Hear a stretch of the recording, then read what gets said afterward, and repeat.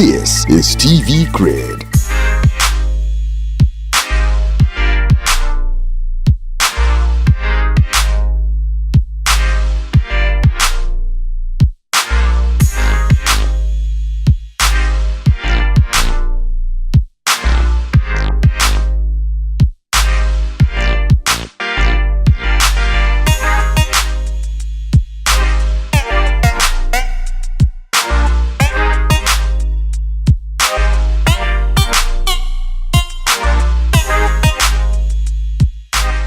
Welcome to Creed Atlas, and today we are beaming the spotlight on one of Nigeria's foremost media personalities.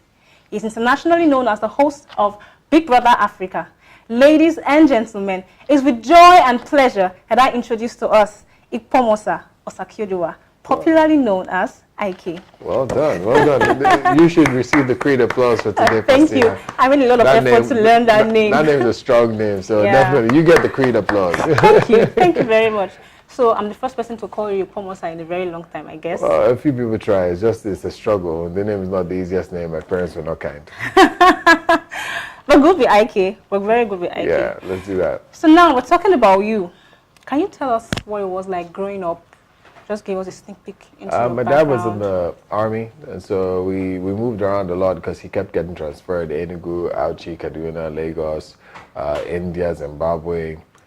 England. He was constantly on the move, and we were constantly trying to play catch up. So we'll move to a city before we settle down. He's been transferred again. By the time we pack up and move to that new city, he's moved again, or he's been transferred again. So life was interesting. We didn't stay anywhere long enough to learn any language. So unfortunately, I'm one of those people who only speaks English. With how widely traveled you are. Yeah, I know. I speak a little bit of Portuguese too, but I'm saying we didn't learn any Nigerian languages, unfortunately, because we never lived anywhere long enough. That's my excuse anyways. But it helped us really get to know Nigeria, get to know people, get to learn to be flexible and not too attached to what you know to be normal. When you travel like that and you move back and forth between the north, the south, the east, you learn that people are different. And so what may be normal to you today, tomorrow you have to unlearn it and move somewhere where it's not normal, and you have to appreciate what their normal is. So I think it was really great for my career, just being from that kind of family where we traveled so much, you know. Okay. So you studied economics in the university, but now you're in the media and entertainment. My first question for you is, how did your parents take this career switch? Well, first of all, my dad thought I was going to be two things, an engineer and in the army. So this is very different from what my dad had planned for my life. But at every stage in your life, you've got to figure out what it is that you want. People are always going to have expectations of you, but you should know what you should expect from you. So I was lucky enough to make the right switch in my second year of senior secondary, that's Form 5 or SS2, as we call it. And I switched from science to social science, and I dropped all the physics, corridor physics, and decided I wanted to go into something other than a science-oriented background. At that time, I hadn't figured out what I wanted to be, but I knew it wasn't going to be an engineer. So my dad freaked out one day when he was checking my results, and he was looking for physics. He was like, he wanted to shake the result to see whether physics would fall out, you know.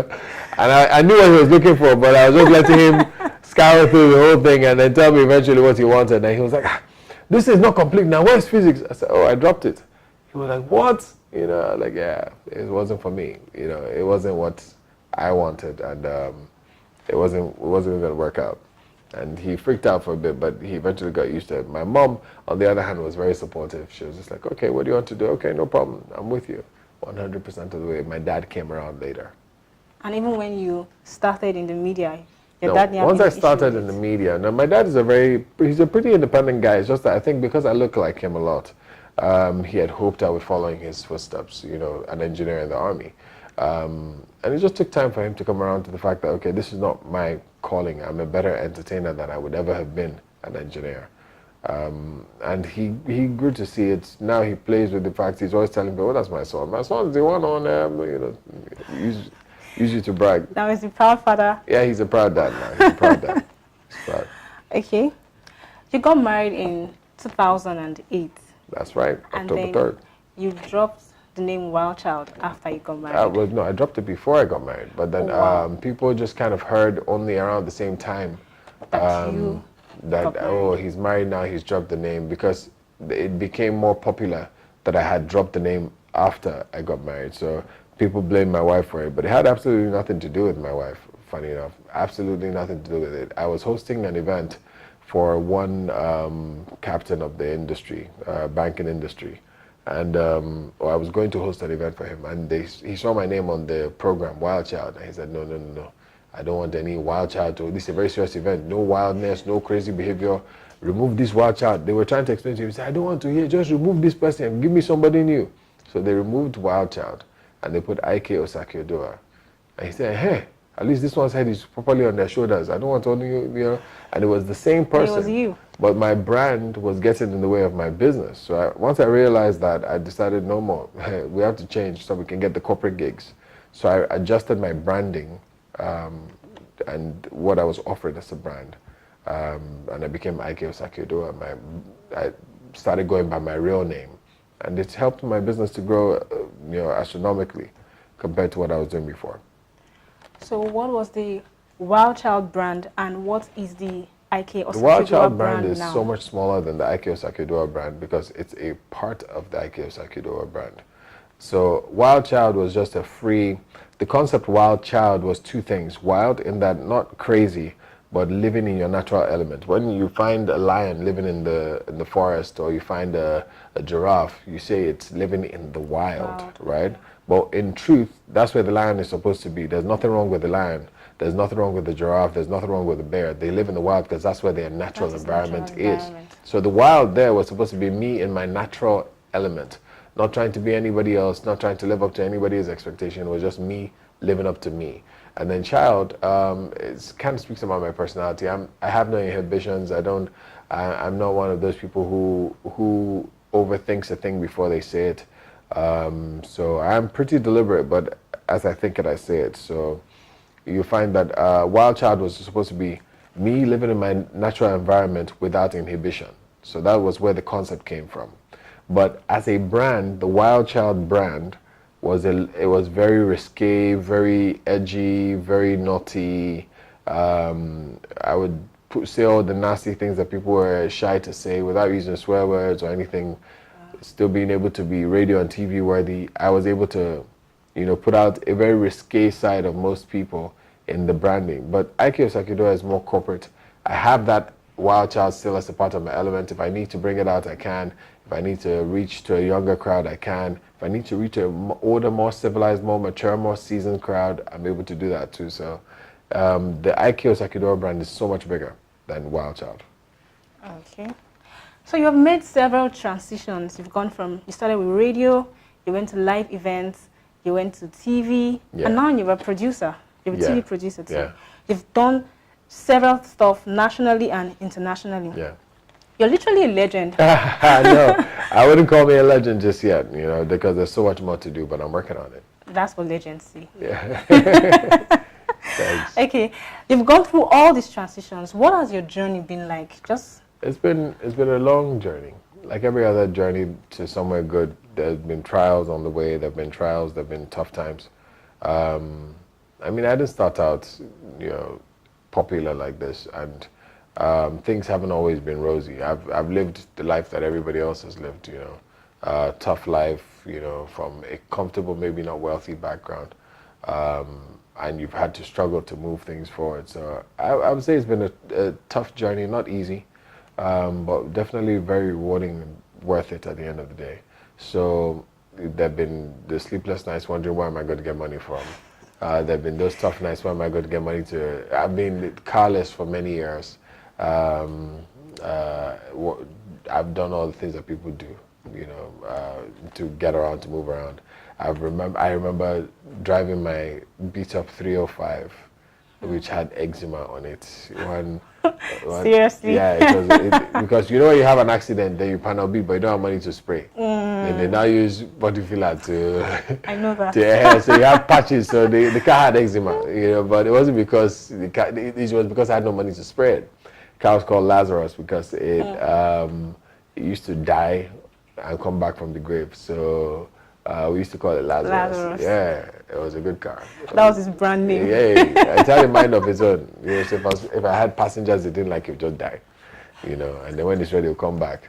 But it was my means of transport back then, and it moved around till it died finally. Interesting. Yeah.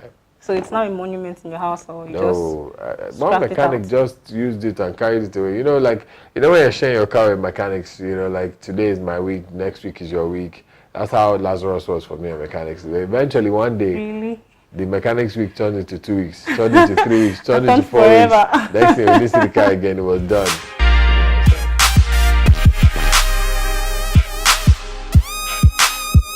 As an experienced person in this industry, in media and entertainment, I have certain questions to ask about the industry. Okay. Okay, recently there's been a backlash about OAPs charging artists to give their songs Pay for play, yeah. Yes. So what's your take on it? I think it's a terrible thing. I think it's a sad day for the industry when people pay to get their music played on the radio.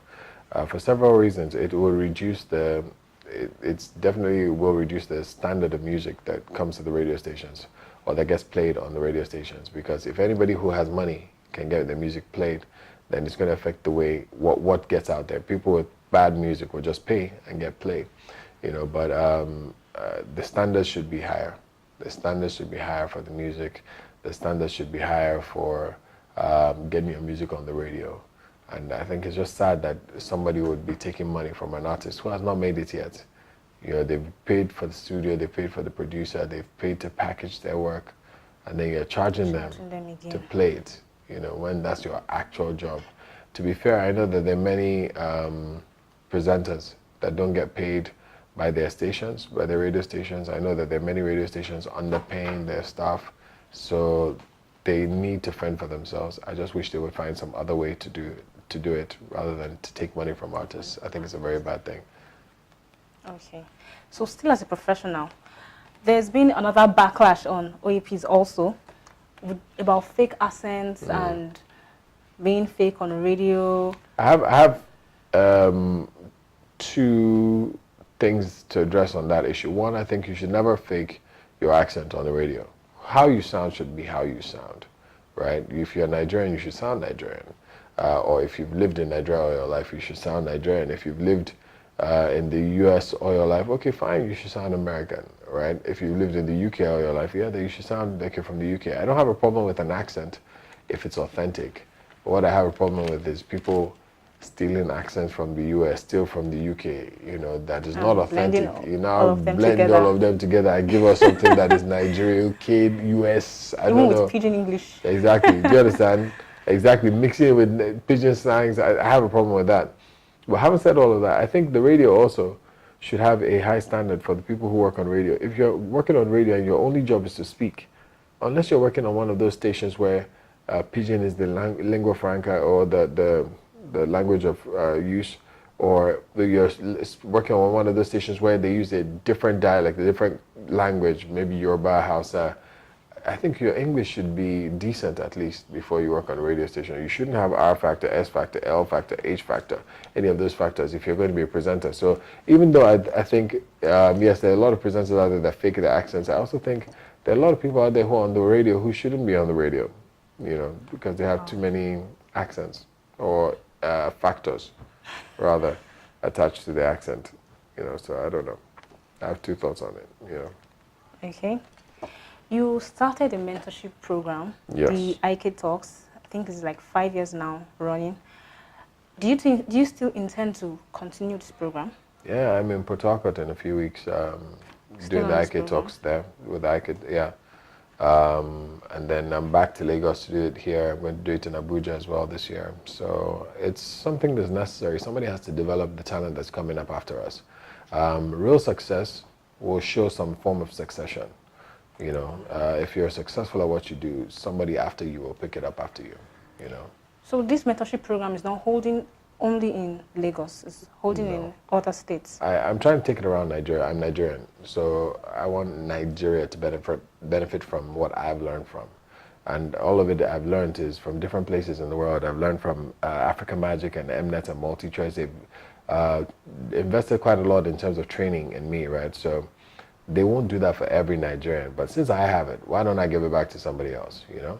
So I'm moving it around different states that I can afford to get to. How many states in all are you looking at this? As many as I can do. But this year, the only ones I know that I'm going to do for sure would be Abuja, Port Harcourt, and Lagos. Just those 3 states? If I can find ways to do it. It's expensive to do, so I'm still a young boy paying school fees. So, so I'm doing the one that my power can handle, you know, Okay. and then after that, if I can, I'll do other states.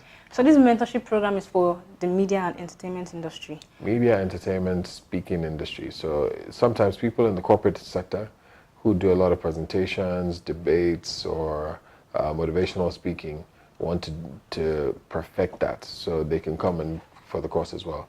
It's not, so if you're going to be speaking to a crowd, then you can come and benefit from it. So it's open largely to communicators? Yes. Okay. That's pretty much it. On the 1st of March, you broke the hearts of many Nigerians, mine inclusive. With my last Yes, with your day announcement. Yes. So you said you were going to try something new. So what's new? I can't tell you that just yet. Wow, it's a secret. It's a big secret. I was wishing you were going to spill on Creed Applause. I would love to spill, but I can't just yet. I think when you're pregnant with something, you have to be careful, you know, Okay. how you can't do all the things you would usually do.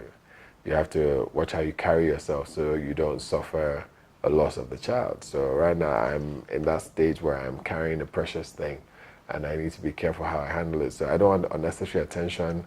I don't want people, you know, like poking at it or steering me in the wrong direction with it. So yeah, just give me another invitation in a few months and I'll announce Okay, it. so our viewers, you've heard from Ike. He said he's coming back to spill on Creed Applause. Willingly. Okay. Just invite me back. Okay, no problem. We'll be glad to have you back. Now let's talk about your family. How have you balanced family life, your kids, your wife? You travel a lot, your Yes, job I takes do. you around the country, outside the country. How have you successfully held this together? Well, it's not easy, traveling as much as we do. But what I've tried to do is keep my family involved. So if I'm in the country, my son can come where I'm working. Sometimes my son will follow me to an MC job just to see how I earn his school fees. My wife, when we were a younger couple, used to go with me for almost every job, just watch and see how it goes and be there with me. But she's gotten way too busy for that now. So they all understand my business, and I don't make it a no-go zone. So they're able to come if they're free. I've taken my kids to the radio station with me many times. So if they're free, they can come. I even let them have a go on the radio, just so they understand what I do and they can appreciate it. Where possible, when I do international shows, I'll travel with my wife. If I can't, I don't stay long, you know. So if I host a show and it finishes in time, I go back immediately. Usually if I'm out of town, I take the first flight after my event to get back to Lagos.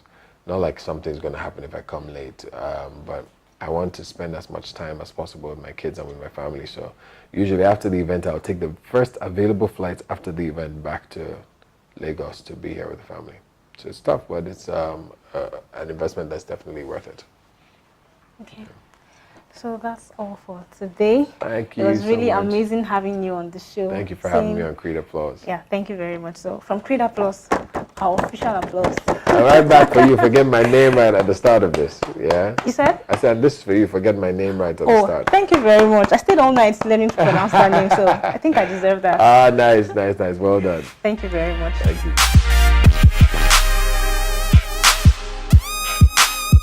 How time flies when you're having so much fun, and today we've had enough fun with Ike Osakioduwa in the studio. Until I come your way next time, I'm still your awesome host, Faustina. And don't forget to follow us on our social media platform. The conversation continues on Facebook and on Twitter at TV Creed HQ, and also on Instagram at TV Creed. And also, please subscribe. Subscribing is very important. Please subscribe on YouTube at TV Creed. Till I come your way next time, this is TV Creed. Thank you very much for staying with us.